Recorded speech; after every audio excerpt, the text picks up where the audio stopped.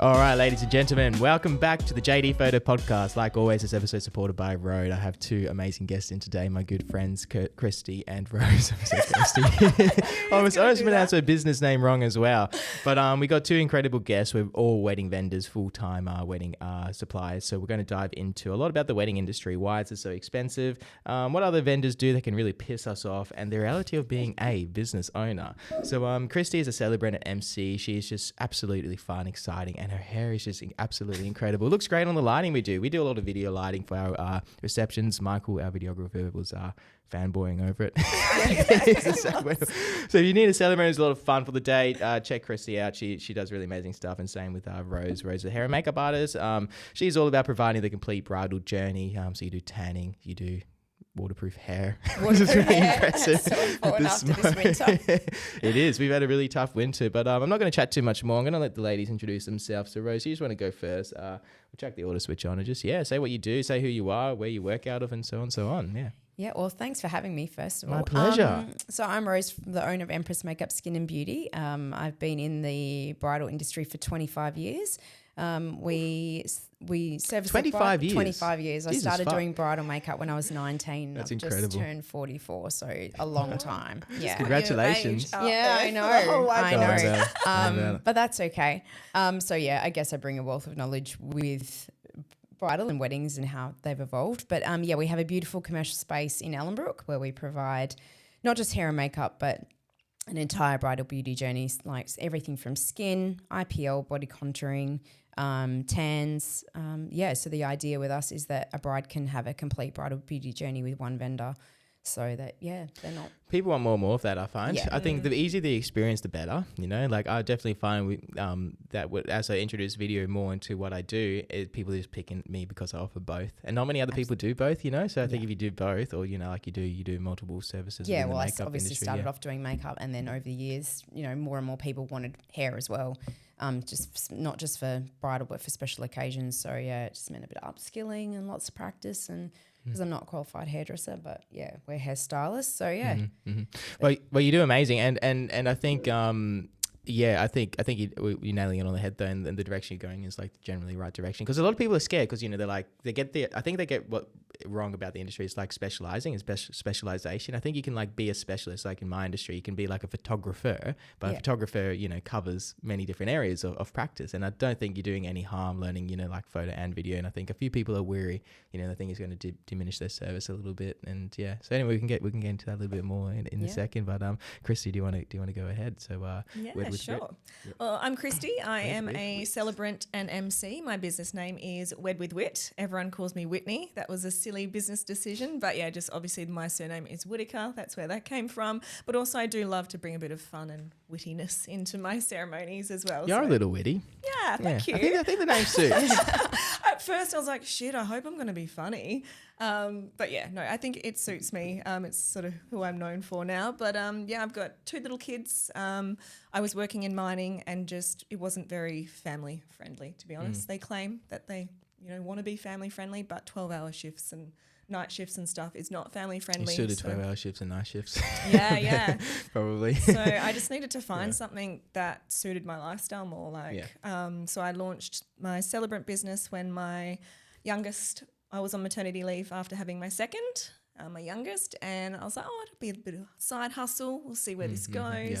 Just marry some friends, that kind of thing. Launched and it bloody took off. There you go. I never had to go back to mining. So this is got the right personality. Yes. And the hair. Yeah. Don't ignore the hair. Honestly, the first time I saw Kristy said, so let me just adjust.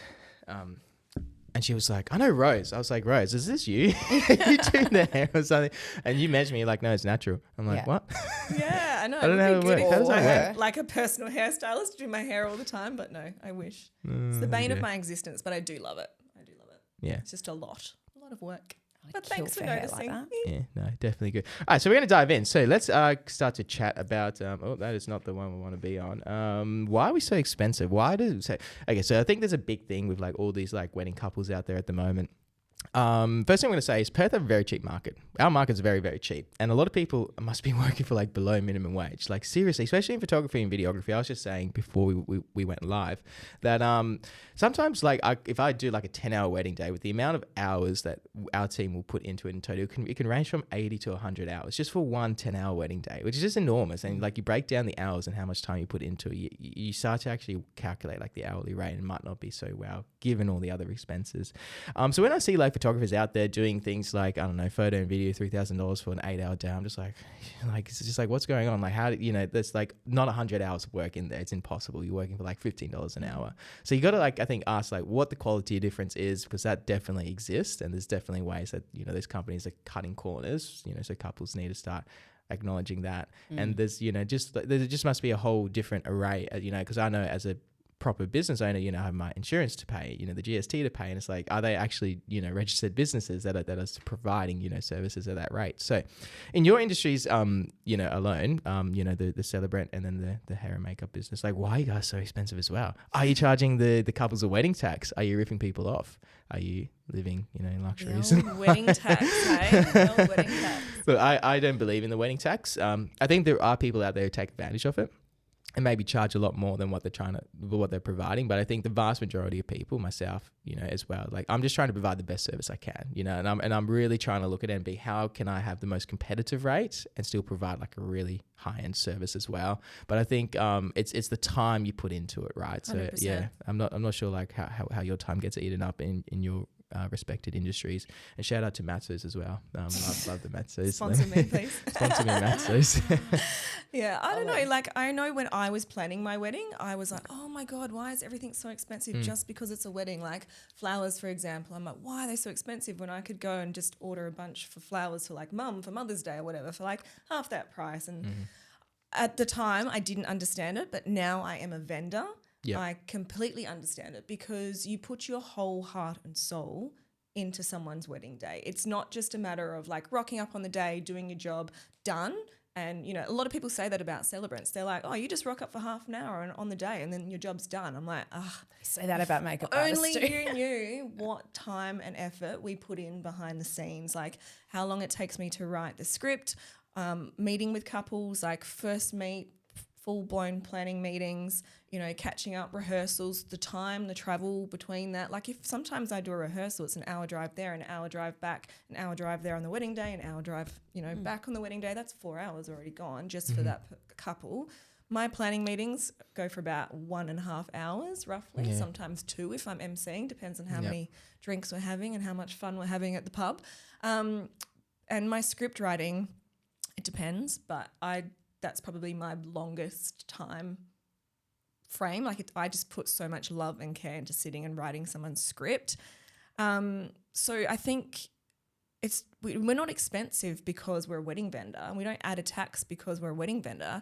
It's because we know our worth and because we know how much time and effort and care that we put in for our couples. Well, it's because you are putting the time and effort in. Yeah, like how and I'm sure there's people who don't do what you do, right? And who are passionate and who love what they do. But I think it's like a couple, and you like want to have someone who does provide that. You can't be expecting to get it. Because like you say, you need to charge for the 5 hours of work you've done for the rehearsals. Yeah. I've personally never been to a wedding rehearsal. Oh, so that's, don't bother. Don't bother. Yeah. But as a celebrant MC, I'm guessing it's really important to like kind of flash out the details and stuff, and just have a plan. So there's obviously the industry knowledge as well around what's going to work. Yeah, 100%. And that's it. Like not every couple wants a rehearsal, and I always put it on them. I think it's more personality based. Like if they're a really nervous couple, or if they've got like a bridal party of 10 or whatever, it can get a little bit of a shit show.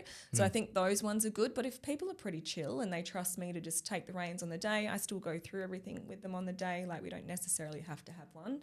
But I'm not like stock standard, like you have to have one or you don't have to have one. I usually just put it into the couple's perspective. That's a brilliant way to work. I do the same. I think, you need to be client centric. Yeah. I think, you need to meet clients where they are. I'm sure you do the same thing, Rose, as well. You kind of like, what's your process like in the lead up? Why are you so bloody expensive? You're ripping us off. I don't think we are expensive, but it's a big topic in the hair and makeup industry at the moment about undercharging and undervaluing what we do. as vendors. So the whole process from start to finish, I guess, you know, it's not like a special occasion makeup where someone's just coming in, they're showing us a couple of inspo pics and we do their hair and makeup and they leave. From the very beginning, the minute the inquiry is sent through, we're looking at all the details, how many they're in their bridal party, what their vibe is, and we start basically a design process from that very first point of contact. But so, yeah, we use systems. So we've got a creative resource management tool that we use. So, you know, our workflows and things are automated and seamless and stress-free for our couples. So I guess that takes time and money to set up and to run.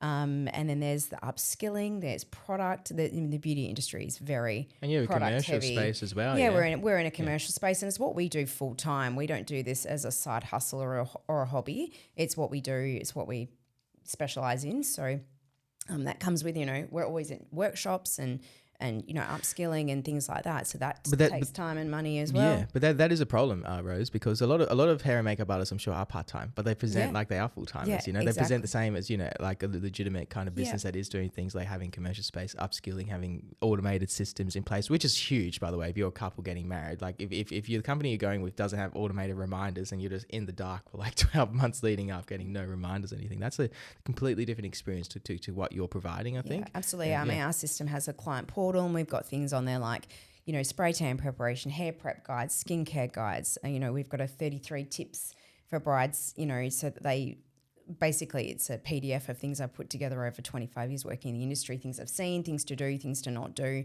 things that you should be compromising on, things that you shouldn't. So that's all available for them as well. But, you know, we do free bridal phone consults. So we will talk to a bride about what their vibe is and that before they've even booked us. A 3-hour intro bridal preview as well. We do all-inclusive packages, so hair, makeup, for the entire bridal party as well. So mums, everyone. So, it's definitely more than just rocking up on the day. We've got timelines to do, you know, sort of working out what time early starts, like, you know, like we can be up at 3:45, you know, working 6-7 hours straight without a break. How much time do you think you put into a single hair and makeup for a wedding day? Per person? Or per wedding? Per wedding. Let's say you have a standard bridal party for brides. Actually, I've never broken that down. Actually, yeah. So say maybe for like our most popular package, which is our Empress package, which is for a bride, 3 bridesmaids and a mum, including bridal probably anywhere between 15 and 25 hours. Yeah. Wow. Yeah. Yep. Yep. So it's not just rocking up on the day and then, you know, just working out timelines, start times, things like that, you know, making sure that. And what we do now is we just give our brides a start time and a finish time based on what time their ceremony is, what time they need to leave for their ceremony, what time their photographer's arriving. We used to do like itemized, like, okay, you know, first bridesmaid will be at this time, second bridesmaid that time, you know, with their names so everyone knew exactly what time they're expected to sit in the chair. But it ended up being like a birth plan, right? It's all good on paper, but on the day, shit happens, right? And you've got to adapt. So someone's off, you know, breastfeeding or, you know, they've gone to run to the shop or someone's lost a nail. Like, so Lauren recently had a bride who broke her nail the morning of the wedding and had to run off to Midland to get it fixed. Oh, so you're adapting to that. So if we spend, you know, hours putting together a timeline that's like, you know, specific to that person in that bridal party, then on the day, you know, you have to adapt to things. So as long as we've got people in the chair at all times and, you know, we're done by our finish time, we don't itemise anymore. It'll make it more stressful too. It does like make it more stressful for brides, everyone. especially like, oh, why is X, Y, Z not in the chair at 8:05 or whatever? It'll just add too much pressure. We can end up running late because we're waiting for Stacey to be in our chair and she's 10 minutes off because she's run off to do something. So we're standing around waiting. We don't like to wait. We'll just grab the next person that's ready, get in the chair, let's go. Because that's how we make sure we're not running late. Yeah, great. Yeah, because things happen. They happen all the time, and you need to allow for it. So that's the mistake I made when I was just starting out as a full-time wedding photographer. Was when I was timelining, I was doing exactly that. I was like 5 minutes here, 5 minutes there, and I was compressing it too much and putting too much in and making it too strict. I think the better timelines are the ones that are more fluid and allow for more breathing room. And now, you know, when I plan a wedding day with a couple, which is part of what I do in the photography service, is the timeline support. And I say I'm not a wedding planner because that's a very, very important distinction. You know, I think the wedding plan is for the wedding planners, but I can, you know, provide the support on the timeline, you know, given I've done a lot of weddings. And the main thing I think that you need to do is you need to have the breathing room. So if stuff does go wrong, you just go, well, it's fine. You know, we're all right, and we can, you know, spend an extra hour here and things are relaxed and the stress. And then as a photographer and videographer, you can use that extra time to do things like establishing shots, drone shots. So you're never wasting the time. But I think if you have it scheduled into the day, if something does go wrong and you need that extra hour later in the day or whatever, you can, you know, sit back a little bit, especially in the early parts of the day with hair and makeup. You know, things go wrong all the time. Things you know, go wrong all the time. You're changing rooms. There's moving people. There's, you know, nails breaking. There's bad weather. There's so many different things, and you need to have the allocated room so you're not, you know, us rocking up to the ceremony freaking out and stressing out, being like, we can't get the cameras up in time. Yeah, it freaks me out. I take it on board too much. I'm like, if that ceremony doesn't start on time, like the rest of the timeline is screwed. So I hate it when we don't start on time. I really take it almost too personally, because I'm like, oh, I thought the vendor's going to think like that was on me, but it was, you know, hair and makeup. No, joking. It was like, just, you know, they were having a meltdown or they needed a bathroom stop or fix their lippy or whatever. Like 15 minutes can go like that in a wedding day. 15 minutes can go fast. Yeah. How do you reckon we can plan that initial part of the day better so we rock up to the ceremonies on time, I guess, you know?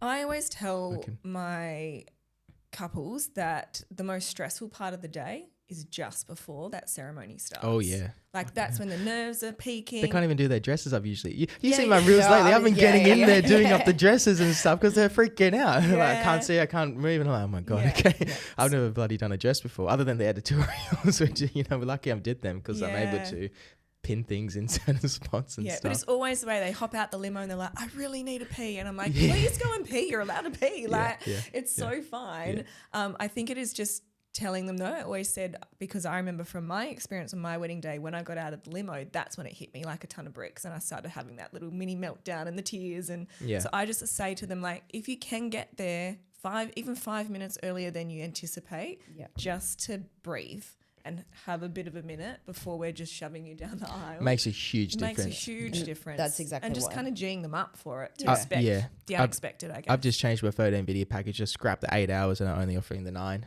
on the packages because that extra hour makes a huge difference, you know. And I think, you know, it's better for me to do a 9-hour day rather than an 8-hour day that's compressed. Yeah. And I don't know why more photographers aren't doing it because, you know, like, I don't know. Anyway. You're already there. Yeah, that's it. Really make any difference. That's it. So I think longer time frames are better. You know, you don't want to compress it, right? And that's what makes it stressful. And I always say, like when I'm doing like the MC run sheets, right? I always say this is just a guide. Like this isn't the be all, the end all. You know, if you're not doing your first dance at 8 o'clock at night, like it's okay. And that's why us as professionals are there to help combat those things. Like, do we need to push it back or do we bring it forward because catering's delayed or whatever it is? It's just a rough guide. So I think just putting those expectations in place early on, just so they know it's just a rough guide. Yeah, absolutely.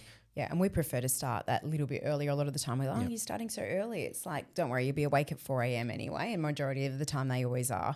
So us rocking up at 5:30 to start hair and makeup shouldn't really be a big deal. But it's crazy to get there so early. Yeah, we will have like forms come through and they like want to be finished at 3 o'clock and their ceremony time is 3:30. It's like, no.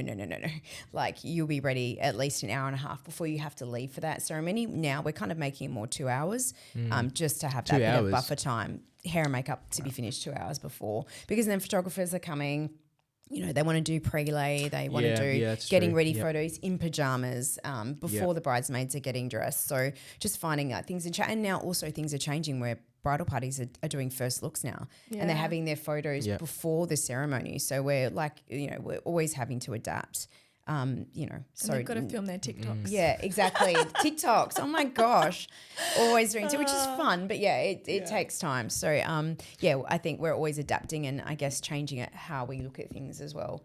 based on what everyone's doing. Yeah, I usually spend a good hour to an hour and a half with the bridal party now that you mention it. Yeah. So yeah, you kind of because I guess how do you run it? You do your makeup, you get that done. The photographer comes in, then you do touch ups before. Yeah, well, sometimes we'll we'll be doing final lipstick shots and things like that, touch ups, because photographers, some of them like to get those getting ready shots as well. Just depends on what you've spoken about with, and we'll often ask the bride that when they come in for their trial, like, do you know if your photographer's coming in to take, those final shots of you getting your lippy on or getting your veil put in and things like that. And we also, another thing is we often stick around to put the veil in, to make sure that everything's okay before we just take off. So, that might mean waiting around an extra half an hour, 45 minutes just to put a veil in till the bride's in their dress, which at the moment we don't charge any more for. But, we may in the future because, we've been up since 3 a.m. and we've got families to get home to, or it's a long back day. to the studio even sometimes, like to wash, there's in a couple of weeks we've got weddings Tuesday, Thursday, Friday, Saturday. So it means getting back to the studio, repacking the kit, washing our brushes, repacking, getting ready for the next day. So and there's a lot to it. And do you find that couples are asking you to condense the time frame more to save money? Is that something? Definitely. Yeah. I think their expectations as to what we can do as well is like a little bit unrealistic. Yeah. Unrealistic. I've had a few unrealistic expectation timelines. Yeah. Yeah. So like, we basically allow an hour for hair and an hour for makeup. But if, a bride's got really long hair, they want Hollywood waves and they're adding extensions, then we need to allow time for that. We've had things where the, mother of the groom or whoever's rocked up with wet hair when we ask for hair to be washed the day before. So, we're kind of allowing those buffer times just in case someone does rock up with wet hair and hasn't followed our instructions, or, it's a lot.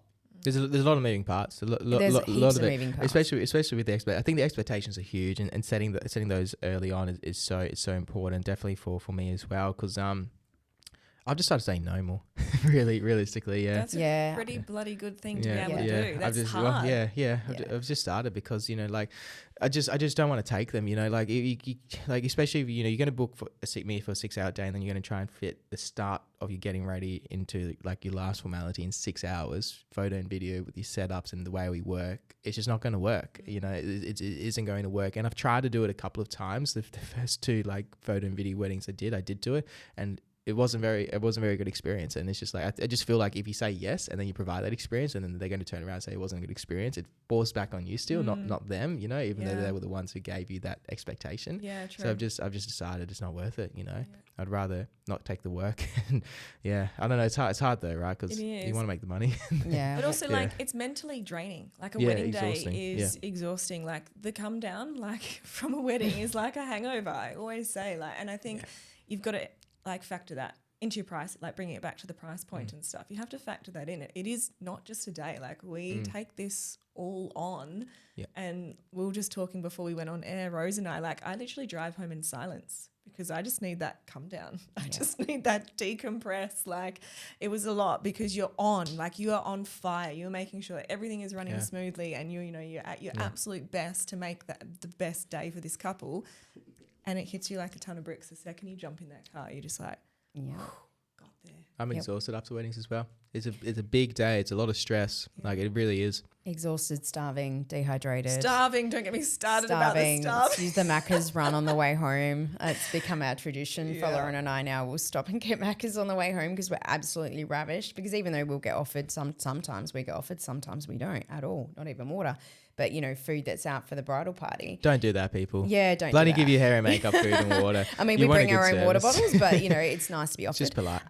So, we don't have time. We're there to get the job done and we smash it out. We don't even stop for the... I'm one of these people that usually goes to the toilet a lot, but on a wedding day, I'll leave a job and I'll go, I didn't even go to the toilet today. Some days I'm like, I didn't even have a drop of water. It's your adrenaline that's pumping through your body. Yeah. I feel it hard as well, and then everyone's I think as a photographer as well, everyone's just looking at you all the fucking time. They're like, when's the family photos happen? Who's next on the list? Where do we need to be next? How do I pose? How do I do this? And just the whole day, you're just like, oh my God, people are just asking me constant questions. And if I'm not switched on and I'm not going, then and I don't know what to say, then I just look like an idiot, in that moment. But how good is it when you have a wedding planner and you're just like, wedding planners are awesome. The Lord. odd for you. Wedding planners even are the best. On-day coordinator, you're just like, where have you been all my life?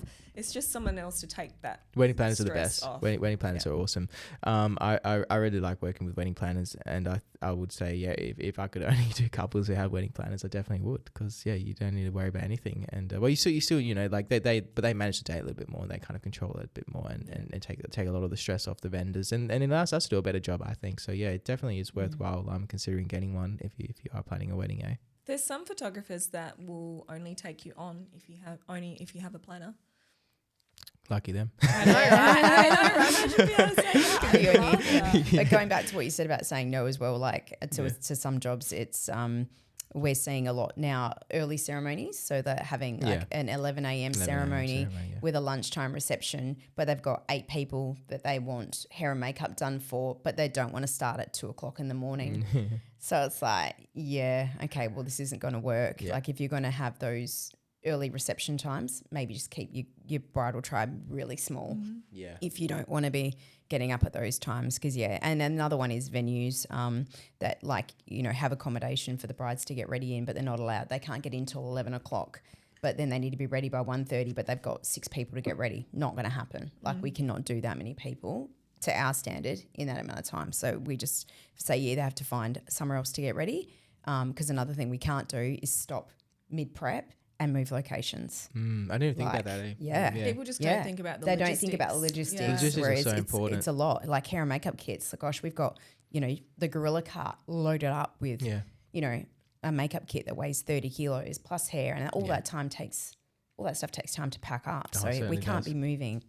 So yeah, those are the sorts of things. Well, unless you can find other accommodation, even with 3-4 artists, it's going to be really hard to accommodate that time frame. You really need to be careful around where you're going to stay, where you're going to get ready. Yeah. I think that's the most, like that first part of the day is so important, because it sets you up for the full day. You know what I mean? Sets the vibe for the day. And if the bride's had a stressful morning and hair and makeup hasn't gone to plan, like you'll be the first to notice it when they rock up at the ceremony. You'll see it when you rock up, and it's a lifetime moment. Like, and people, I think, you really need to acknowledge that. It's like so I do the events, all the time, and it's like we put a lot of time and effort into events, but it's a different service. It's a completely different service.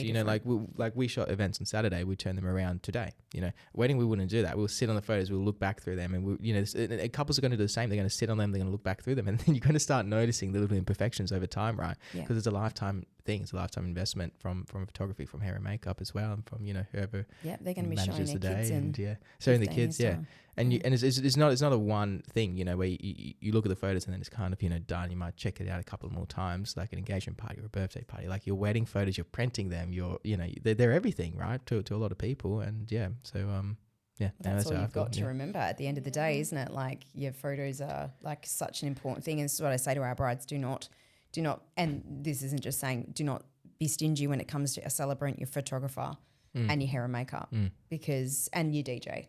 Because I think they're the ones that really set. And your venue. And your venue. And everything. And your food. But you know what I mean? Like, they're the things that, And your jewelry, and your shoes, and your dress. True. But yeah, I feel like if though, you've got a boring celebrant and everyone's falling asleep during the ceremony, your ceremony goes for like an hour, like, everyone's checked out, or, your photos you're not happy with, like you can't redo that stuff. Yeah. Same with your hair and makeup. Are weddings just too expensive? Are they just too expensive? We're adding, because I'm planning my wedding at the moment. Like, it's a lot. It's I think costing it's a lot. hard. The problem is you don't know what a wedding costs until you start planning a wedding. Like, average Joe would have no idea, that's right? Fair. Yeah, that's fair. And I think everyone's ideas and visions and dreams of the day are going to be different as well. Like, if you've always dreamed of an elopement, chances are it's going to be obviously a lot cheaper than, say, your full big bougie 150 person wedding. And I know for myself, when I was planning, I didn't really know what anything cost. Like, wasn't around weddings, wasn't in the wedding industry, had no idea. And so it wasn't until I started getting the quotes through that I started getting my little spreadsheet out, and I'm like, oh wow, this is gonna cost me a lot. And I did elope, and I did pay a lot for an elopement, but that was my choice. Yeah. And back then I had, money, disposable income, no kids, no responsibilities. Yeah. I was happy to spend that money. But now, if I was to get married and do the exact same thing now with my kids and my different responsibilities, I probably would not have paid that amount of money. Like, I think it's just, you really have to have a decent conversation with your partner and sit down and be like, what realistically can we afford is our time frame booked far enough in advance that we have the time to save for it or whatever it might be? What are our non-negotiables? So like, for example, if you were like, we definitely want this photographer and know he's $8,000 or whatever, like that's in our budget. We're going to make that happen. Or if I was going to say they're not that priority on a celebrant, but of course you're going to be because celebrants are amazing. It's a terrible example too. Yeah, no, but you know what I mean? Like someone who's not maybe as high priority might not be, you might get a more budget friendly option. I don't know, but it is hard because you've got no idea. I just think life in general has gotten so much more expensive. Life in general has gotten so much more expensive. I got married to my ex-husband 2003, so 22 years ago. But we paid $220,000 for a large 4x2. That was our first house, and our whole wedding cost us $25,000. I thought you were going to say you paid $200,000 for your wedding. Then No. I think a whole wedding cost us $25,000, and we had a 5-course sit-down meal, and it was $80 with drinks, and it was $80 a head. Wow. So now you're paying like, I feel like couples now are having to make the choice between, are we going to buy a house or are we going to have a wedding?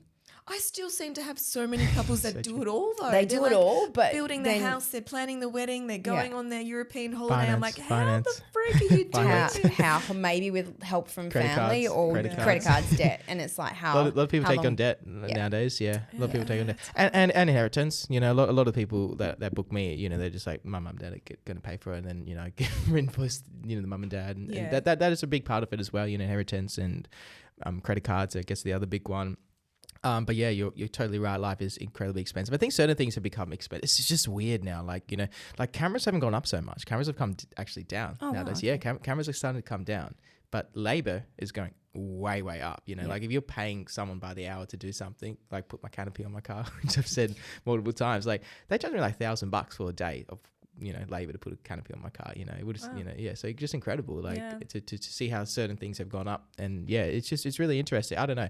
I personally think, weddings are crazy expensive. And I think the essentials like food and beverage are probably, you know, absorbing a lot of that increase, you know, the venues. Yeah, and, definitely. You know, absolutely. Venues are definitely. Yeah. And, you know, and the thing is they need to charge that because now instead of paying, I don't know, $20 an hour, they have to pay $50 an hour because the wages have gone up so much. And, you know, fair enough, you know, they have to cover their overheads and everything, but you know, salaries haven't gone up. So the couples aren't going to have as much money because they're spending more money on the essentials and then, you know, brushes off onto the other vendors, you know.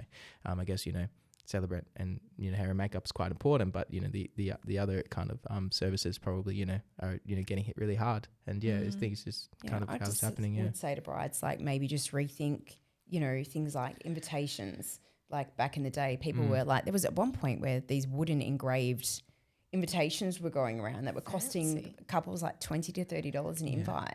But what are they going to do with it? Like, what's your guest going to do with that? They're going to put it in the drawer. They're never going to look at it again. So maybe, you know, and how you're getting to the venue now, because venues are like, you know, you're having your ceremony and your photos and your reception all in one place. Seeing less and less limos nowadays. Less and less limos and vehicles around, or maybe you're just like borrowing a friend's nice car or something like that. On-site accommodation, so they literally don't need it. On-site accommodation. And services that kind of combine everything in one easy package as well. So I'm really starting to see that. People pay for convenience. Absolutely. They're too busy. Their lives are too busy. Working too hard to save up the money to pay for the wedding. To pay for the extra expenses on the wedding because it's so expensive, and it is, and everyone's feeling it. You know, everyone's feeling it. Something's happened in the little machine, right? And everything's just kind of like whoosh, gone all bonkers. I think especially since COVID as well. COVID changed everything. I mean, you talk about housing prices. I was renting for $300 a week back then, you know, and now, 300. Well, now, you know, if I was, you know, we were renting, our last place was like $600 a week, and it went down in size by half, and we didn't have a garden, so it was like you know, doubled in 3 years, and so it was this incredible kind of change. Like I'm pretty sure when I got married 22 years ago, I thought $25,000 was expensive. I thought that was a lot of money. Yeah, because back then I was paying for, you know, hair, makeup, shoes, dress, like everything. The the couples paid for everything. Now you're seeing a lot of, you know, the bridesmaids are paying for their own hair and makeup and their own dress and their own shoes. So things have really changed in that area as well. So that's changed as well. I've noticed that because like we haven't given out, like we like with our bridal party and our groom party, we gave them gifts, but we didn't go to the extent of, you know, getting like the shoes and stuff because it's, you know, it's my bridesmaids pay for nothing, like absolutely nothing. Wow, different times. Very different. So things are getting more expensive, definitely. I think certain things are, at least, and it's just hard to know how to navigate it as a business owner and as a person planning a wedding. But so venues, work out a way to make your food cheaper, eh? So we can take more of the pie. Food prices have gone up, insurance has gone up, everything's just, you know, and at the end of the day, if these venues and the vendors aren't charging enough, we're not going to be around in 2 to 3 years' time. Like I see a lot of sort of new beauty and makeup artists and that coming onto the scene, and they're seriously undercharging. And it's like in a year or two, you're going to realize that I'm actually not making any money, and you won't be here.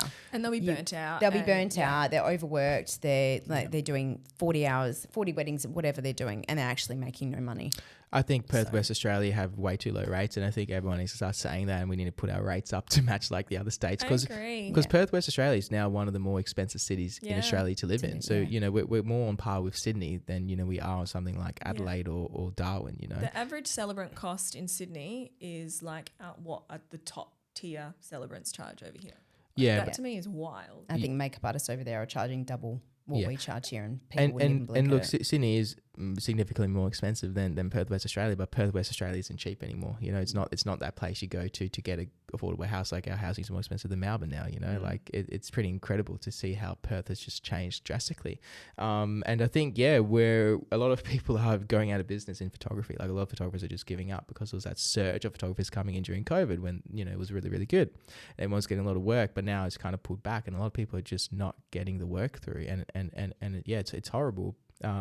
Business is not for the fainthearted. You have to love what you do. Oh, you have to grind. Yeah, you have to grind to make it work. That is an understatement.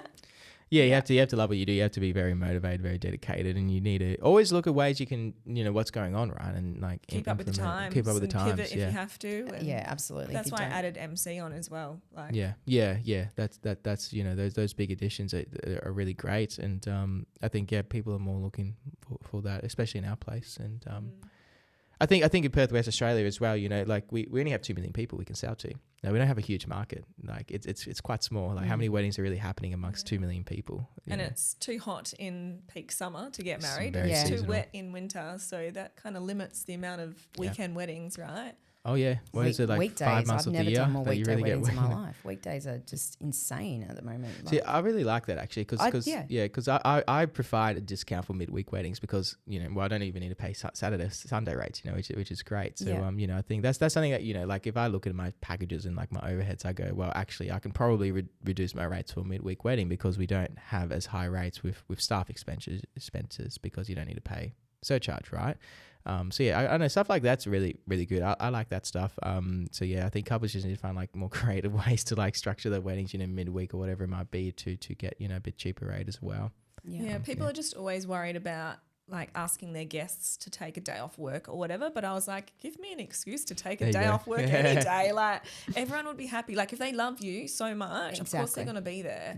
They'll make it work. So. I feel like people that get married on a Saturday probably have more people drop out the day of the wedding because something's come up or they've decided they're going to go away for the weekend or someone's kid's sick. But if someone's taken a Tuesday off work to come to your wedding, they really want to be at that wedding, they'll be at that wedding. 100%. So I feel like, I don't think a midweek wedding is an issue, like I said, for people that actually want to be there. If they're important to you, then they'll make the effort. So I think it's a great idea. I think it's a great idea as well. Look, I've really been enjoying them because I've been doing, you know, some weeks we can do 3 or 4, you know, you guys have 3 or 4 weddings coming up in a couple of weeks, right? There you go. So you can smash them out. Tuesday, Thursday. I mean, I'd be happier to do weddings during the week and have the weekend at home with my kids 100%. and like go out with my friends and be doing Saturdays and Sundays. So, But that's what we signed up for, right? That's what we signed up for. But hey, I won't be angry if we get more midweek weddings. Yeah, I completely agree.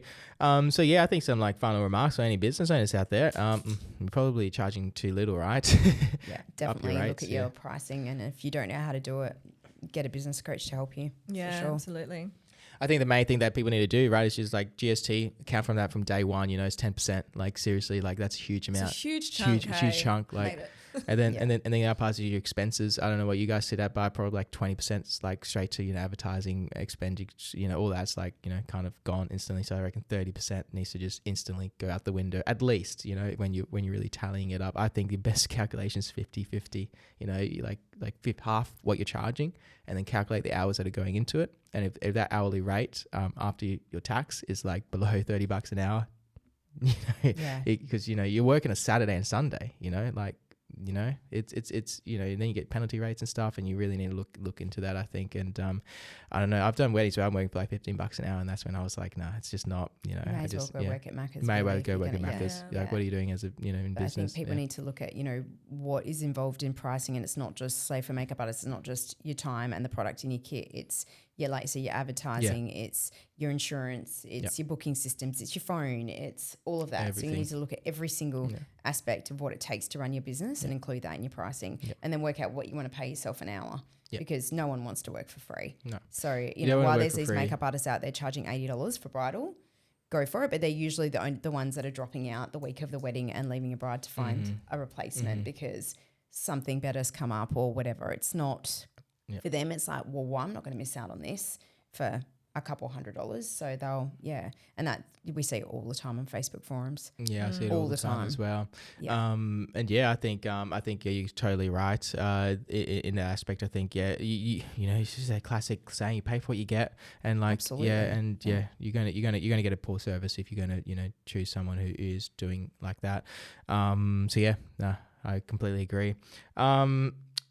So I reckon that was going to lead me into my next point, because that's really great. So what are other industries that you see? So like, you know, the photography industry, the celebrant industry that really like pisses you off. Like let's start with photography. What do photographers do that really upset you, that, you know, you kind of I think sometimes, you know, they'll come in and, you know, most are pretty friendly, but we've had photographers come in and, you know, we've been working 6-7 hours. The bridal party looks great. Just going to bring you some audience interactions. We have weddings with Shelby saying, it's because I'm making vendors put their pricing up. Kristy will understand. Shelby, yes. What's up, Shelby? Shout out to you. Thanks for jumping in and contributing. Very passionate. Whilst there is cheap and cheerful vendors, prices will not increase. Waynes doesn't believe prices will increase. I think prices. Look, I'm going to put my rates up. I'm in protest against all of the fucking stingy, dodgy photographers out there doing the classic 20% off, 50% off my packages, but the sales have been running for like 12 months now. Have you noticed that? It's like 2-year sales. Like, what are they doing? You know, like, are they really fooling couples? And I think they are. I think they're like it's not really a discount, it's their price. It's their price. It's their new price. But like, I'm going to do in protest, like I'm going to do like a Black Friday sale. I'm going to put on my big banner on my website saying prices going up by 20% December 1st. Just like, you know, because like, stop discounting your rates like that. Like like, I just don't really understand like what the marketing strategy is there. I don't discount. Like even like some with expos and stuff, a lot of people, you know, go to expos expecting some kind of discount or whatever, but incentive to book or whatever. But I'm like, I know my worth, and if I discount, like I feel like it's unfair on everyone that's paid full price for me. Yeah. And like as a celebrant, you're not a very expensive vendor compared to the rest of the day, right? So I'm like, no, fuck that. Like I know what my worth. You're not getting a discount. So we stopped doing that a while ago as well. I've started discounting so I never discounted until 3 months ago, and I started discounting. I've discount in two situations. Wedding expos, I do discount 5% because I've spent, you know, like $5,000 being there. I want to make the return and get the overheads, and so people are there for bargain hunt. So you know, whatever, 5%. The second time I discount, and I've been playing around with it, is sometimes I'm not going to say it. so I don't know if we're going to run with it. So never mind. I don't discount my work. Don't discount your work, people. I just made my mind up that I'm never going to do this again. No, I do discount it. So I'll say it. Okay. So I think like for the weekday stuff and that. The weekday stuff, like So I do discount for whenever I can see that it's going to save me money or whatever, like expos, yes, midweek, yes. And the other time I've been doing it, and I've been like up and down with it, because sometimes it works, sometimes it doesn't work, is I was having an automated like call book. I have removed it. So I had an automated call booking system on my website. If someone booked a call straight in with me to do their booking meeting, and they booked that first booked me in that first meeting, I'll give them a 5% discount then as well. Yeah. So I didn't have to do follow-ups.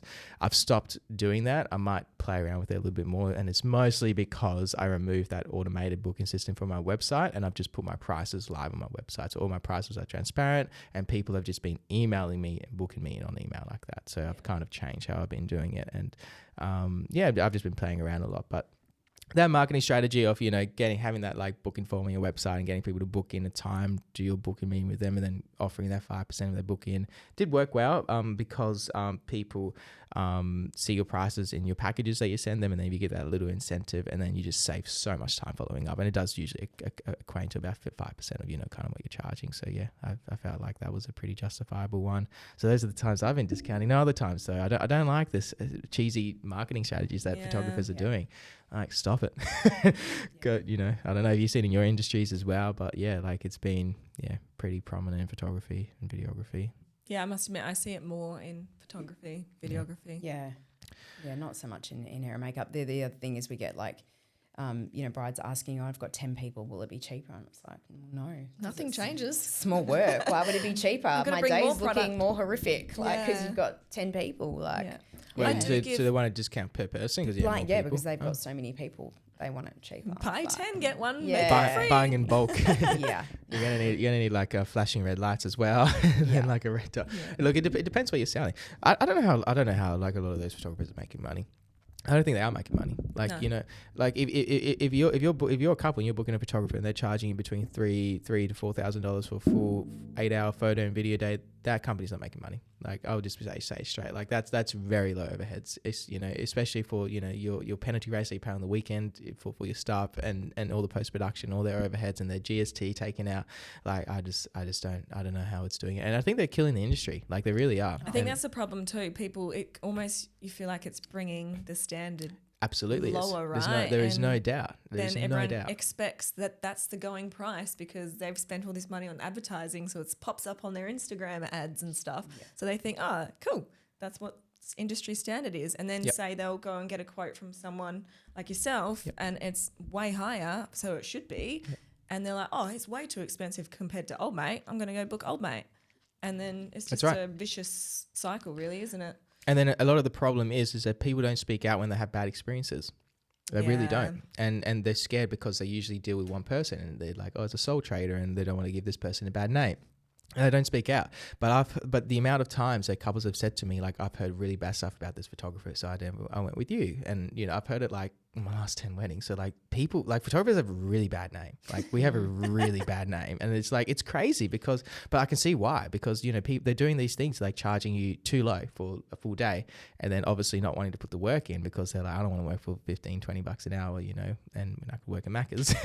And, you know, then they're providing this service that's really low and really crap and they're not putting the time and effort into it. And then, you know, the bride doesn't understand. They have really high expectations about because it's their wedding, and you know it just gets messy. So just don't do it. Just stop. No, I've seen a few. Like I've had a few couples recently where I'm like, who's your photographer? And they're like, couldn't tell me because they've booked with a company or whatever, and someone else is rocking up on the day. Yep. This is a hot topic of conversation. This is a whole new bloody podcast episode.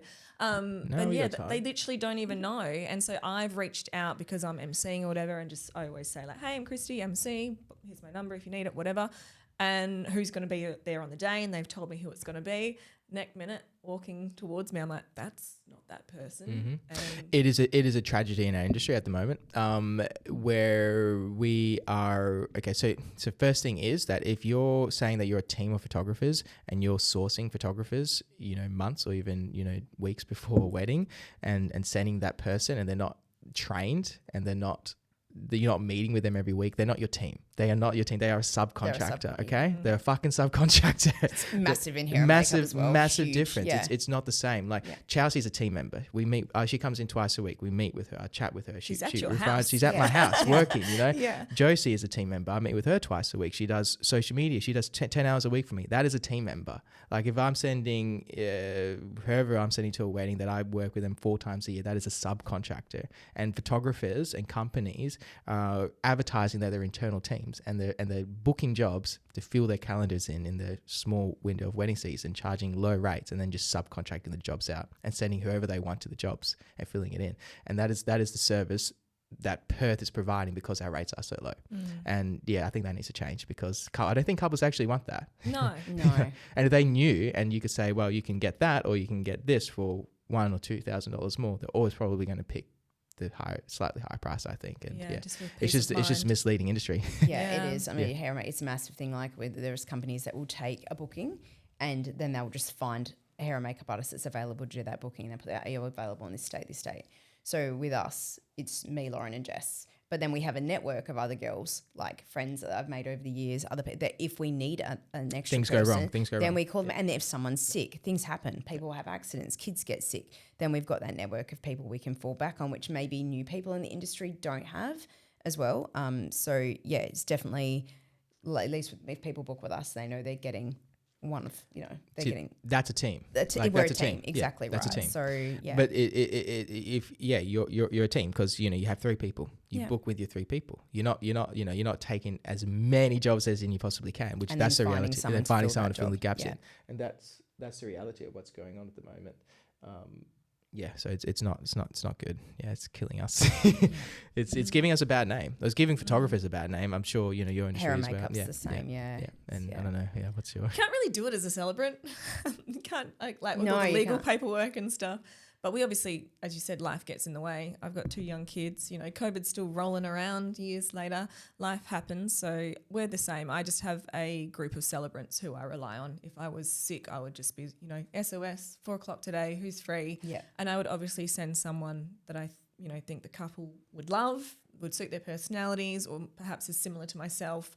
And then we transfer over the legal paperwork and stuff. But it isn't as simple, I guess. Yeah.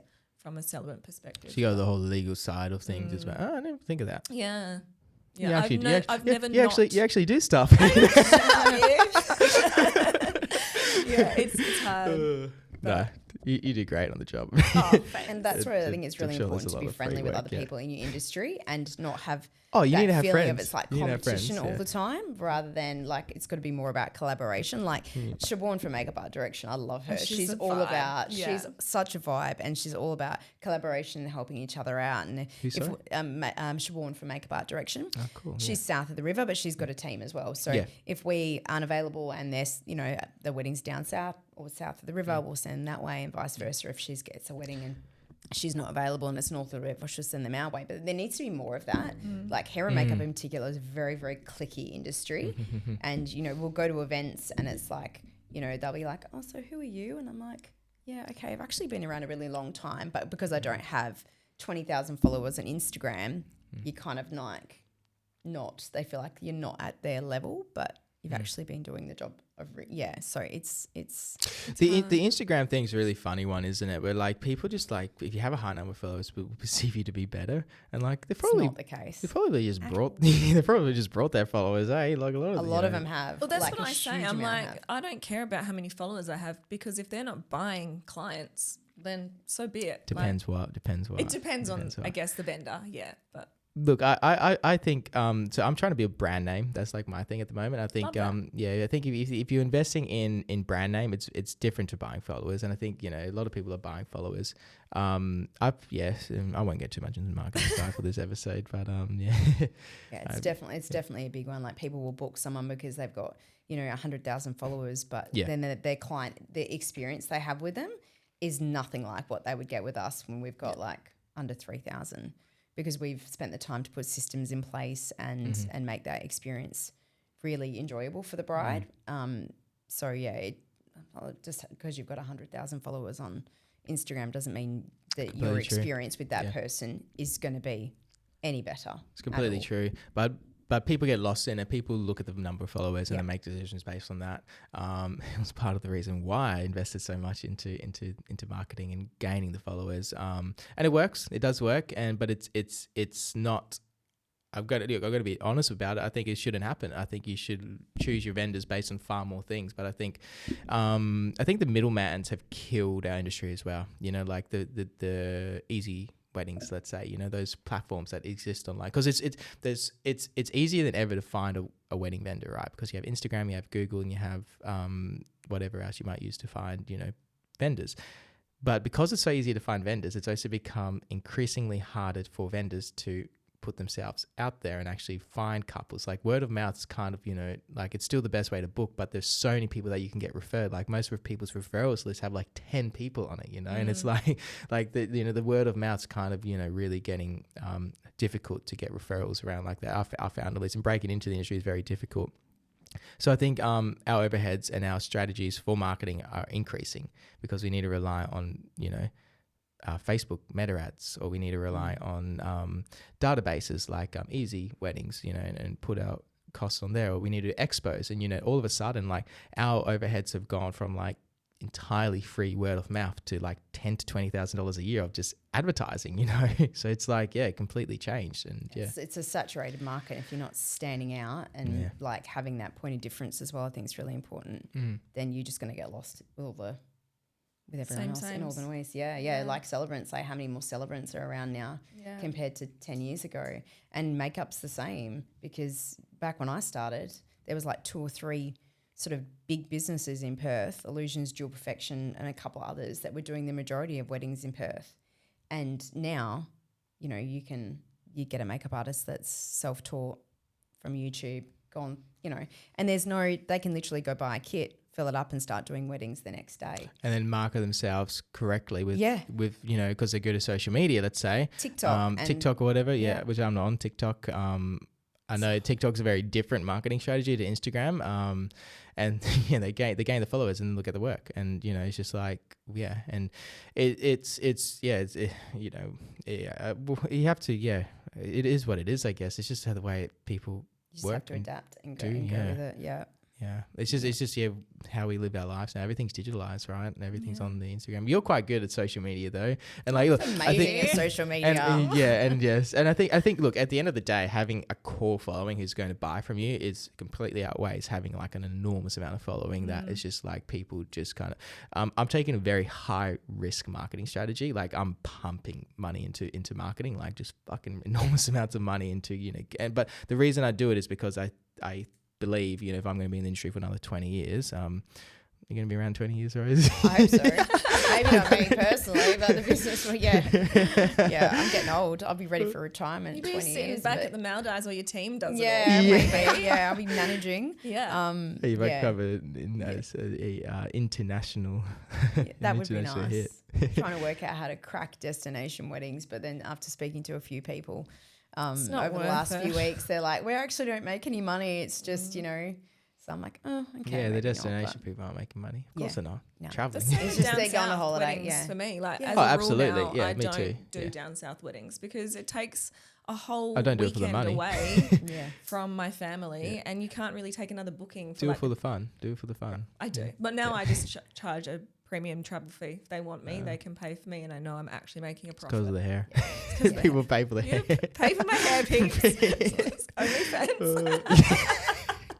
And travel fees are another one though, aren't they? Like when people see like where your travel fees are, it's like, well, you know, it's not just. Once you break it down, you're not actually making a profit. We're just rocking up to your wedding day. Like, But then why would you pay a travel fee when you can get a down south person? Yeah. You know?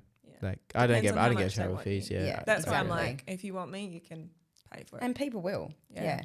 People will. If you're good enough, and you're up there, which obviously, you know, you're quite good. So people will pay for to, you know, bring you down. Look, I haven't bagged. Look, I think the most I've ever charged travel was $500 to go down south. You know, which is, you know, as you know, it's like it's not much at all. And especially, you know, you pay for your accommodation as well. I think of it as a fun trip, you know, personally, you know, go down with my fiance and, you know, we just kind of, you know, enjoy the scenery and have fun. And, you know, it's a great portfolio building activity, but that's kind of the reality of the industry. And I think the reality of being a business owner, you like sometimes, you know, I think a lot of people like kind of look like think of it and they're like, these guys just must be, you know, kind of like rolling in the dosh, you know, they must be charging like $2,000 to travel down the Margaret River, and they get all their accommodation paid for, their flights paid for, and everything's paid for, plus they get paid. Like it's not this, that's not the reality for me, at least. Like, you know, I do, you know, sometimes not charge for travel because I really want to do a wedding and I'm very invested in the couple, and they're saying they're tight on the budget or whatever, you know, and I do things like that, and I will, you know,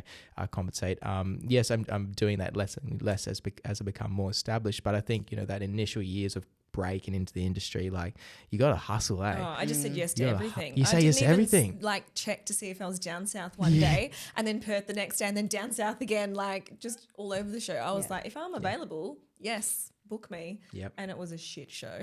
So now I tend to look at the bigger picture, and as you say, I bring the whole family down, make a weekend of it. But I still I'm never going to make a profit because I'm not going to charge you for my 3 nights accommodation with my kids, right? I'll charge you for the one night that I'm needed. Yeah, that's right. Yeah. And then the rest is on me. Yeah, So with hair and makeup, never, because we start so early, it's usually travelling down the night before, and then there's 2 of us, so that you're paying for 2 people, and 2 people and 2 like nights. otherwise we're getting up at 2 a.m. in the morning to drive 3 hours down south, which means you've got to go to bed at 6, 7 o'clock at night. So you've killed the night with your family, whatever plans you were going to have the night before, to get up and drive, and then you're doing that wedding and you're exhausted, and then you're having to drive home. I personally don't want to do that. So No, I completely agree. If Like, why I'll would you? Yeah. quote the client to pay for a night's accommodation so we can go down the night before, get a good night's sleep, get up, do the job fresh, and then drive home and be safe. I think that's super important. I think that's something that I probably will start looking at. Right, it's like two nights accommodation. You have to have 2 nights accommodation, and then your travel charge and your staffing expenses as well. And it's just the reality of fair day. And I don't know. I need to be more strict. Truthfully, And as your priorities change and stuff as well, you might have kids later, and it'll completely change the game. What you prioritize and what you say yes to, what you say no to. It's exactly when you start saying no a bit more. It's like, how much is this like really? My tummy's grumbling. Sorry if you're wondering what that is. Should get some snacks in here. What's some other realities of like being a business owner? So obviously, sometimes like it's a bit, of a hustle, a bit of a grind and whatnot. I don't know. What other realities? I don't know about you guys, but I just can't switch off. Like I can't switch off. My mind is constantly thinking about my emails, business. Your Xero account. I wish I could just switch off. I use Rounded, but same. I use Rounded. Do you? Yeah, Do you love it? I stopped. Yeah, I'm thinking of switching. Yeah, I went to Xero. I just like the prettiness of it. It's so nice. I'm a girl. I'm a colourful, really visual nice. girly. That's why I went Rounded. But and Xero is just so ugly. But anyway, I had to switch. I got forced to switch because it doesn't have payroll. I couldn't do payroll. Oh yeah. Couldn't link it See, all I don't together. have. Like at the time when I started using it, I wasn't paying GST and I didn't have a team. Whereas now things have changed. I'm like, I should have just spent the extra $5 a month difference. No, Xero's a lot. Yeah, but at the time I thought it was like a money saving option. It was a money saving option for me, and it worked really well. I mean, and then unfortunately, I think like Studio Ninja, which is my customer relationship management portal, CRM. You see. Okay, I didn't know that you use it. Yeah, okay, really love cool. it. Yeah, it's so live good. My life without it. Get Xero then, because it integrates straight into, so like everything's like all linked together, and that's something I spent a lot of time doing, was like integrating all my software together, and that's Xero integrates with most. We use Dubsado, and it integrates with Dubsado as well. So I think you have to lean into those integrations, automations. Like, you can't be a business owner without it. My life before can you be a business using owner? Dubsado was mental. Like that was an absolute game changer. What is it? Is it like a hairdresser version of Studio Ninja? It's like Studio Ninja, but a lot of hair and makeup artists use it, and then it's quite complicated to set up. Oh yeah, it's all complicated. But there's like Indian Geraldo from Studio 85 that's what they specialise in, is setting it up for the bridal industry. So I definitely recommend using someone like them. Oh yeah. But yeah, it just like with our process from the initial inquiry, we send out our quote. It usually goes out within 24 hours. The client, if they're happy with the quote, can accept the quote, sign the contract, leave the retainer in less than 5 minutes with no back and forward. So it just takes the admin side out of it. And then we set up, they can go on a payment plan. So they pay their initial retainer and then they can pay it off over 6-9 months. If they want to pay weekly, we can set it up for them weekly. There's just a lot of flexibility with it. It sounds really good. It is awesome. Yeah. Yeah. Massive game changer. Yeah. Studio Ninja was good. And then it got even better when I integrated Xero into 2 times today. When I integrated into Xero, because then when it was in Xero, I could do things like the payment plans all of a sudden as well. And like it all synced, and it's just awesome. You need those efficiencies. Do you think you can do business without having a team nowadays? Do you think that's still possible? I do. I'm just a one-woman show. Yeah. I tried like having a VA, and I tested a few VAs, and I just gave up like trying to find my unicorn. I think my standards are too high, but I'll go back down that path one day when I have a little bit more time to put into that. Are you overwhelmed? No, I So you got a good quantity coming through. I love admin. I love the back end of business. Yeah. I fucking, I don't know why. I just love it. I don't mind it as well. Yeah, and it's easy to me. And like same with socials. Like I tried outsourcing that, but I'm like, I love socials. No one does it as good, in my opinion, as I could. Of course not. And I it's don't. your brand, Yeah, I don't feel overwhelmed. I think at the point where I will or do get overwhelmed, I will look at it. But the moment I feel like I'm just at a really great place in my business where I've got the right amount of weddings that I know I can comfortably do around my mum life, kid life with all my admin stuff, and it works. Yeah, it's amazing. Yeah, I mean, I do not sleep a lot, but that's on me. But as I was just saying, like, I just can't switch off. Like, I can't sit there and watch Netflix. Part of being a I'll business sit there owner. on my laptop and watch Netflix and reply to emails or whatever. Like, I just can't let go. I wish I could. It's obviously still a work in progress, and maybe I just do need to I think it's just the nature of who gets into business. I think you've got to be a little bit ADD, whether you like care to admit it or you're like diagnosed or not. I think my brother and I talk about this all the time because he runs a construction company. It's like I think you've got to have that element of ADD to do what you do. But I think like if I wasn't in the salon and working with beauty clients all week and I just was doing weddings, then I probably would be able to do a little bit more on my own. But I do have a VA. Like I've hired several business coaches over the years that have got me onto VAs, got me onto Dubsado, and just put systems in place. Yeah. Laura from Laura Hagen from Profit First helped me set up, like a cash flow process with all these different accounts. It's just made life so much less stressful. And I think that's why I'm not overwhelmed as well. I had all those systems in place before I even launched my business. So everything's just been kind of easy from the day dot. I haven't had to reinvent the wheel, if you know what I mean. And it is that because you're in mining and you knew them and you built? No, I just invested a lot of time and money in a business coach. Okay, so you got a business before I basically started. I've never had a business coach. I'm the type of person who if I'm going to do something, I have to do it properly. I can't do anything half-assed. Yeah. I think ADHD. It's just. I think I want a business coach eventually. I think that's going to be a big catalyst. But I want to get a good business coach, a very good business coach. Look, my expansion, my growth's been all right without one so far. There's been hiccups along the way because I haven't had the business coach. Like investing in the good systems before, that's what really got me recently. This year, particularly when I did the jump to zero a few months ago, like that's pushed a lot of things that we shot in August are still being edited now because of that 1 month period where I was just like putting these new systems in place and meetings with accountants, and it just delayed it. It takes so much time. It takes so much time, and that was a mistake. I have to say is like if you are starting a business, like do what you did, put the 100%. Systems in place, because otherwise you're going to get stung in the middle of your season.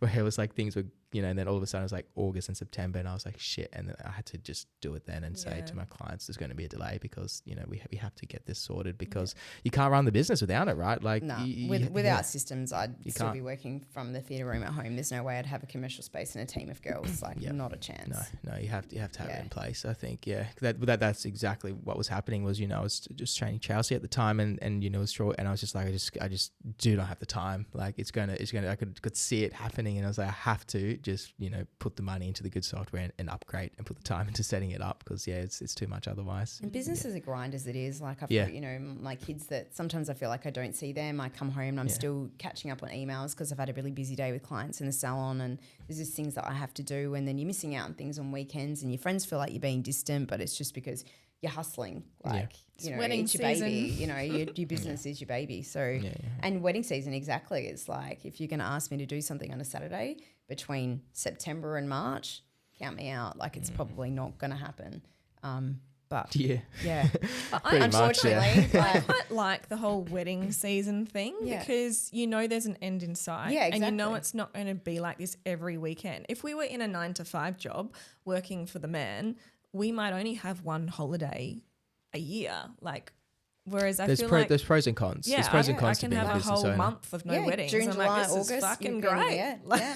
You can take your time then. As much as it is a hustle, I feel like I cope because it's not like this forever. And you know what the good thing about that is? The weather overseas in June, July, August, so when we're in our quiet season, is the time that you want to go. I know I always get so true. jealous of like all the photographers going to be like, I'm going to be in Euro in like 2027, and I'm like, I can't legally marry anyone in Europe. But anyway. Gosh.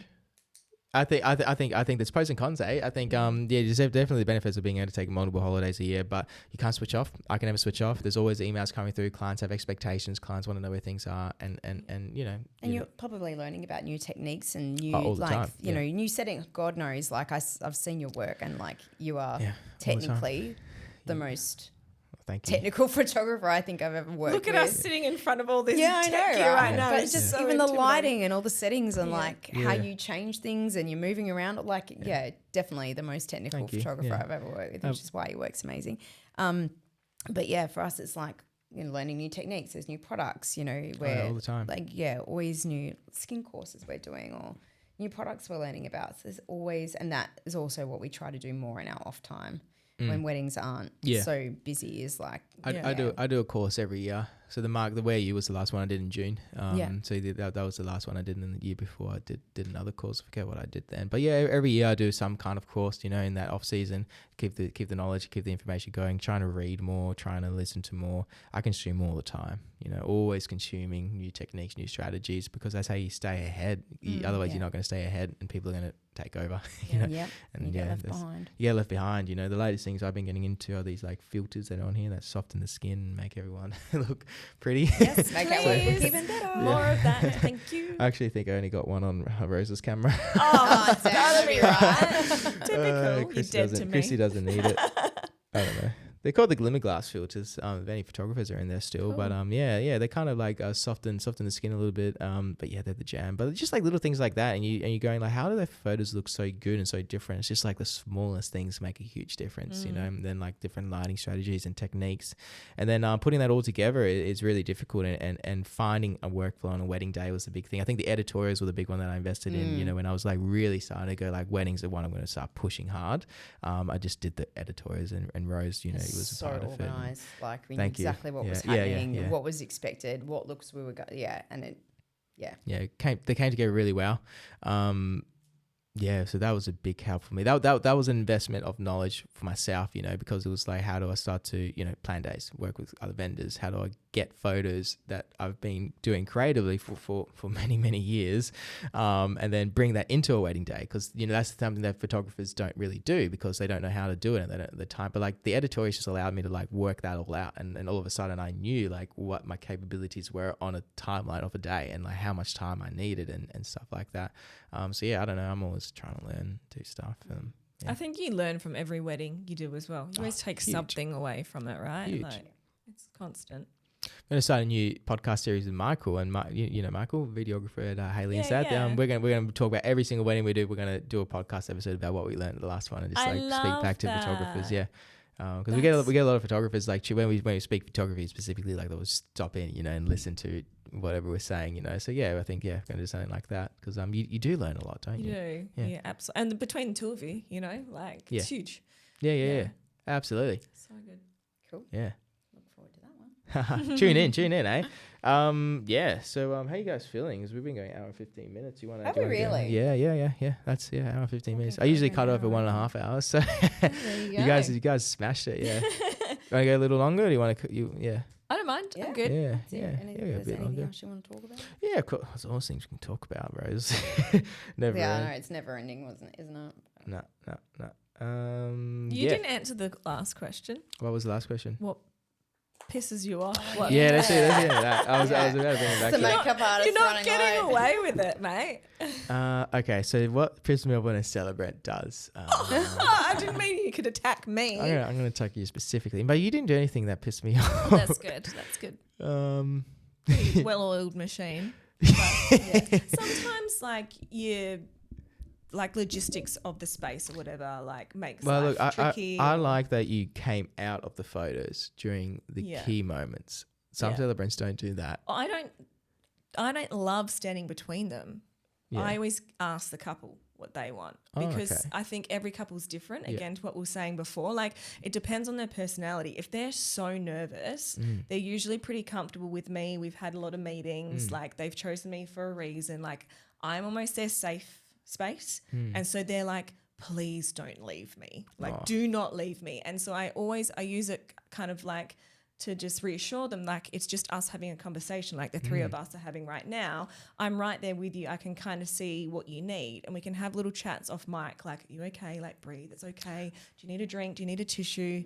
Like you've got this, like little pep talks. I'm right there with them.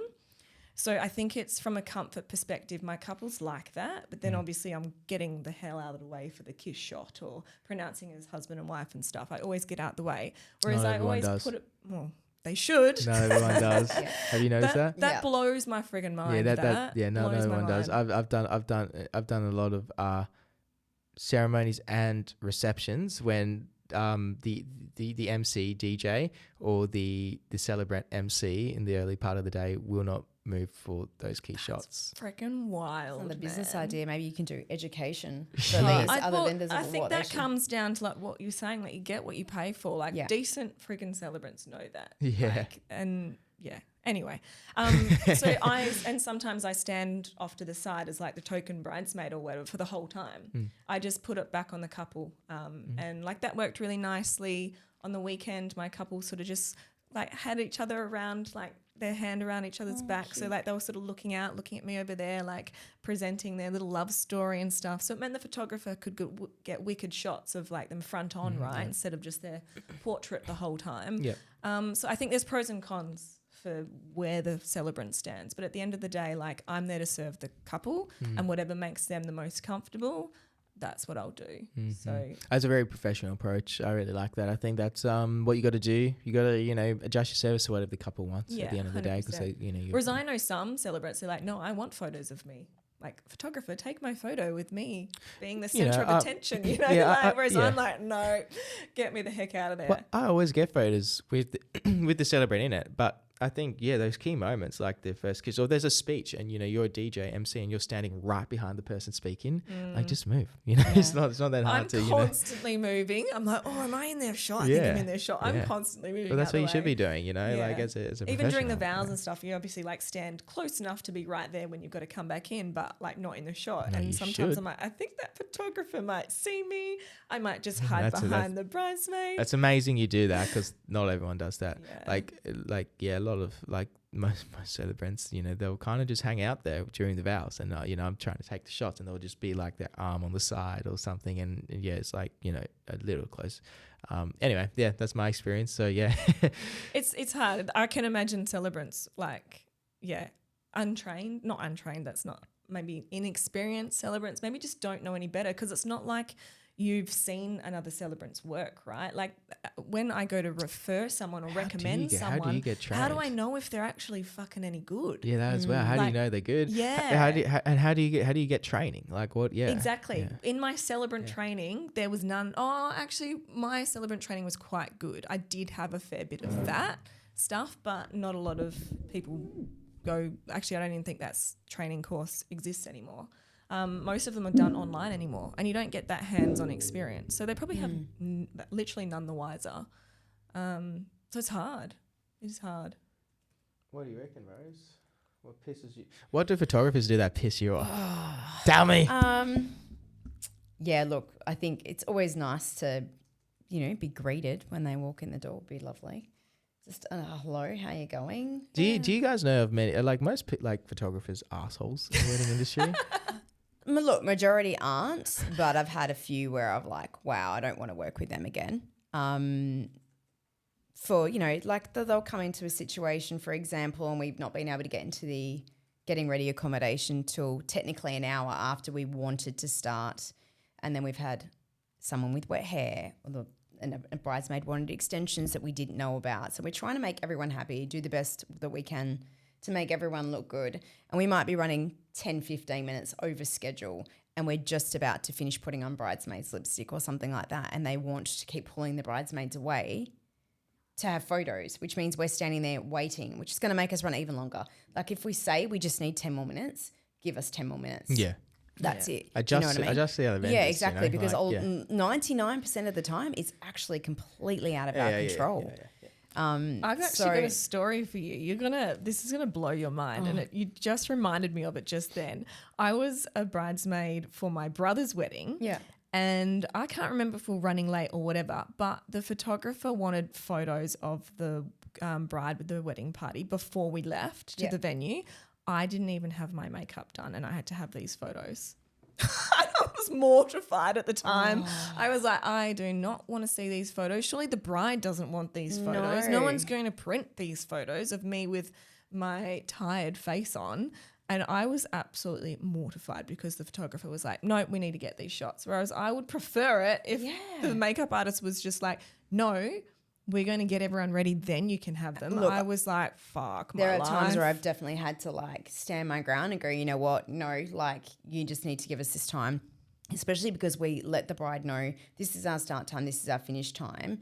You know, when we've based that on the photographer's arrival time and what time they're leaving. So like if that's our time, just give us our time, because if we rush our job, it's going to show in your photos later because the bride's not going to be 100% happy with how she looks because we've had to rush that last 10 minutes or whatever. And so, yeah, that's a big one. I think and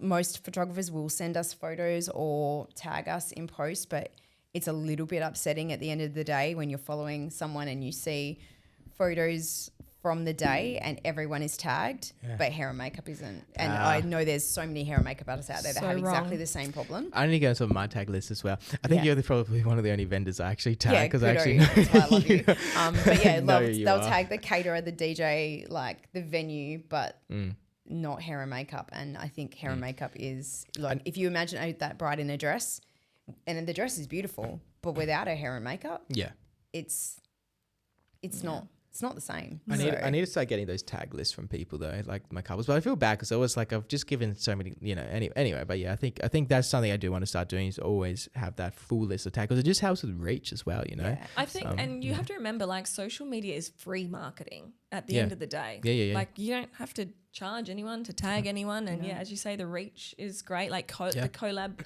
option on any post is unreal. Like you know, doubling, tripling, quadrupling. You can have five collabs. Five collabs. Yeah, like that's huge. Yeah. From a marketing perspective, like you kind of be silly not to. I think so, yeah. And it's hard. And then it just comes back to time, you know, and the communication with your team and how you're going to do it and whatnot. And it's just little details like that take a long time to flush out. Yeah. Social media is a hard game because then like it sounds and looks so simple, but then you do things and then you realize that it, like, you know, you'll be trying to like put a reel on or something, then something will crash on your phone, you know, and then like oh my god, I need the whole thing again. Fuck my life. You know, you have to go back, you know, like it does take time, like it really does. And things can go wrong and stuff like that, and that does contribute to a lot of these kind of, you know, little imperfections on the gram or whatever. I don't like it. I mean, I see it all the time. People put my photos up, don't tag me all the time, you know, and then I just usually comment, so nice to be part of the event, hey, thank you. And I get it. I get comment, love it. No, I get it. You know, I'm not trying to be passive aggressive. I'm just trying to put my name in there and, you know, make sure people know who shot it. And I don't really care at the end of the day. I think it is nice to get tagged. It's nice to get recognized, but you know, I kind of get it if, you know, the couple forgets. I think otherwise you don't see it. Like you as a photographer, like I would hate that if the couple has posted but they haven't tagged you, so you might not even realize that they've actually posted their wedding photos and are super proud and love it, like love the work, right? But you're not getting that recognition just to say like, oh cool, they did love it, they have posted it, like just that reassurance. I don't know. That's just me. Anyway, I'd be a terrible photographer.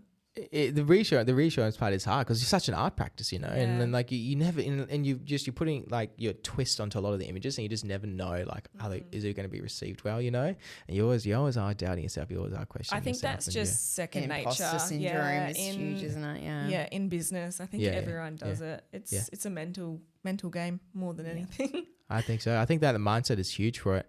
So something that hair and makeup does that pisses me off. I feel like we can think of a lot of things. The wedding industry is quite small, and I feel like that's why your people find each other. Like, you know, you're not going to recommend to work with people that you have had bad experiences with before. Like, it is a small world. Yeah. And I find like you do kind of get your little click almost. Are we too clicky? Are wedding vendors too clicky? Because I know a lot of people breaking into the industry are like, wedding vendors are too clicky. Are we too pretentious? It is a hard nut to crack. It's a hard nut to crack. Yeah, it's hard to get into. But I think there's good reason for it. Like, if all your vendors get along and you know you're going to create this incredible wholesome experience as a collective and not everyone trying to individually get their own things. You know, the old classic, like, James, you'd understand the whole videographer, content creator, photographer threesome, on a wedding day in the aisle, you know. You're all fighting for the same shot, essentially. Mm-hmm. Yeah. If you don't get along, that's going to be a tough day at the office. Whereas if you know that you get along, you're going to make magic for that couple, everyone's going to get what they need out of it, you all work well together, it's smooth, it's like streamlined, it is the shit, you're going to want to work together all the time. Yeah, that's right. And so I feel like, it might be clicky, but it's for good reason. Like, if vendors recommend other vendors, it's for good reason. Absolutely. And I think it's high stakes as well. Weddings are very high stakes. It's not, you know, it's not just something that, you know, we'll refer this person, then they're going to do a bad job, you just won't get them again. It's like, you're never going to do that again. So exactly. It's like, do not get a do-over. Yeah. If you're referring me and I do a bad job, that's on you. Yeah. You know, in the end, like if I refer Rose and she does a bad job, so you just I want still it take is that. pressure. Yeah, I'm like, you better fucking do good because I've referred you, mate. Like, I do take it like to I heart. think that's in the back of a lot of people's heads. Look, I'm pretty relaxed. So I'm like, if someone's doing or whatever, like unless you fuck up massively, like I'm probably going to refer you again. You know what I mean? Like, but I completely get that. Especially started coming to the higher end of the market, and then you know planners and stuff are putting, you know, that's, you know, like a planner recommends me, and then I'm showing up an hour late and miss, you know, whatever. Like that's huge. You know, you can't be late as a photographer or video. Like you're. Like I say, like most of your job is being on time. Like I reckon 80% of your job as a photographer is making sure you're in the right spot at the time. Then there's the artistic side, and then there's the business side, I guess. Like most of it is just being early, being on time, making sure all your gear's set, everything's packed, and like once you get that down, like you can start worrying about the other stuff. But you need to be on time, and I know a lot of like photographers. I don't know if you guys have noticed, like they'll rock up like 5-10 minutes before, like, you know, they're scheduled to start, and then start doing all their tests and stuff. And I just don't think that's, you know, really how you should be running a wedding photography business. I think you either get there half an hour early and you set everything up on site, even 45 minutes, set everything up on site. Or you do that before you kind of arrive, or you put in your contract setups included in time, and then always make sure you're not doing an 8-hour day, you're doing a 9 or 10-hour day, which is more of the approach that I'm starting to take, and booking longer time frames, but having the transparency of what we're going to do when we first arrive.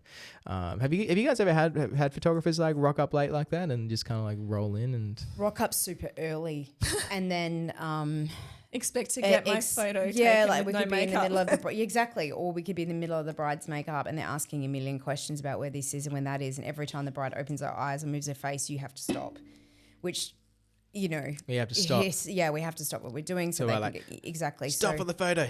if we know a photographer's start time is that time, that's how we've worked out our timelines based on that. So when they're rocking up an hour early and want to ask the bride lots of questions, and we have to keep stopping. You don't do that. No, you shouldn't. All your questions are done before the wedding. It happens. Wow, they're not doing pre-meetings. pre-meetings. We've had other things where like we've been contacted by wedding planners or on the day coordinators, but they're telling us what time we're starting hair and makeup, and I'm like, no. Like that's fast to tell you what time we're starting hair and makeup, because they have no idea what we've done at the trial. They've got no idea that the bride's got really thick hair and we're adding extensions and I need to add another hour. So they're just kind of going on what they think might be right, but that's not. So I don't really like being told by wedding planners what time we're going to start. Don't do that, wedding planners. Always check with the hair and makeup artist first. I absolutely think there needs to be more collaboration and communication and transparency across all people on the wedding day. Like our job is providing the couples the best experience they can, and the only way we can do that is if we do our pre-meetings, we communicate before the wedding, and we make sure we come prepared to the wedding day. You know, those are the three big things, right? And then things like photographers interfering and, you know, asking questions that should have been clarified before, like what the hell are you doing? You know, like just like planning needs to be done, right? Yeah, you don't want to make decisions on your wedding day. Yeah. You already have decision fatigue? Like, absolutely. On the wedding day, your head can't be in that space. What was this guy asking?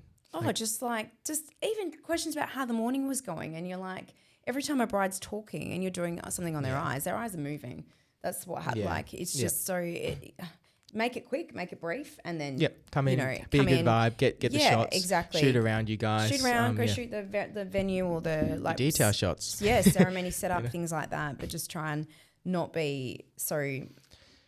Just don't interrupt too much. We just have one person in the chat. I can't really read it from that far, but thanks so much for jumping in. It's like no, I'm not going to get that pronunciation right. Wedding industry is big, not in Perth. Where you from, buddy? We're from Perth, West Australia. We're the most isolated city in the world. Is it the world? Yeah. 2 million people live here. So you imagine 2 million people. That's our entire market. We don't live in Europe. We don't live in the US. We're not flying around to other states or other countries or whatever. Like we are literally working with 2 million people and a handful of wedding vendors. It's a very small market. It's a saturated market because there's a lot of part-timers and a lot of casuals and a lot of people floating around, but like the full-timers, like I don't even know another full-time photographer. I think you have to remember though, if someone calls themselves full-time, it's what is full-time to them. Yes. Like they might have kids, so a full-time might only be like one wedding a week. Oh, yeah. Or they might only have one office day a week and that's full-time. Whereas in the average person's mind, full-time is maybe Monday to Friday, right? But we don't obviously do that in the wedding industry. Full time. So for me, if I have enough work to do 40 hours plus a week, I'm full time. Yeah. So I don't know anyone else in photography. I do actually. I do know, but yes. I do actually. That's a lie.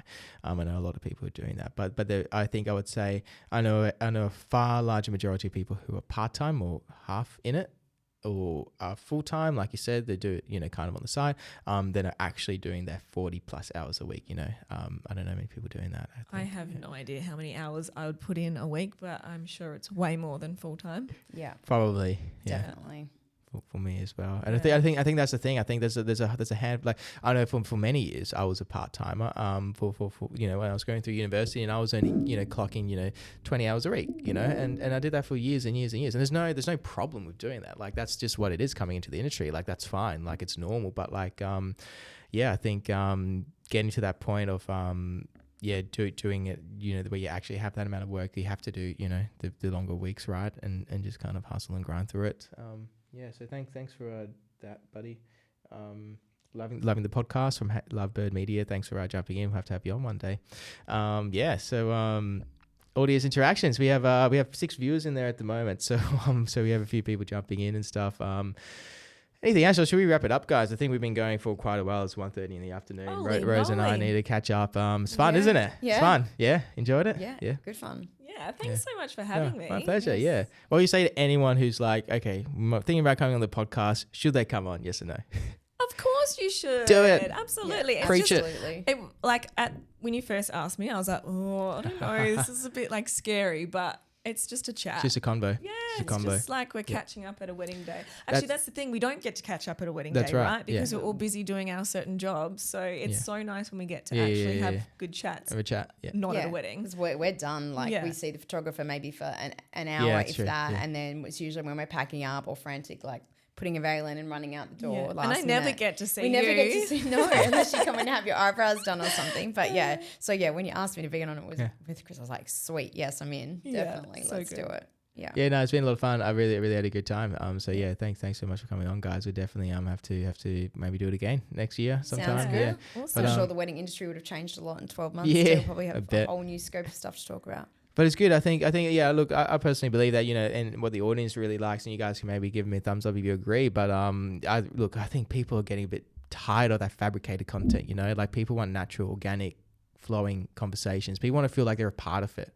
The Joe Rogan experience. You obviously know the Joe Rogan experience. That's how he built the hugest name. I saw a video the other day of him, and his bald head. He was, he's like, what makes you so successful? And he goes, I just don't think about it. He just like goes on and he just comes with curiosity and interviews people, has a conversation, and he's blown up to be known as the granddad of podcasting. He's the initial person to start it, and he's become the most the biggest name in it. It's funny to see how so many people you overthink it, right? When you're coming on, you're like, what do I say? And it's like, no, just come on and have fun, fun, have a drink, and just relax. And people love that.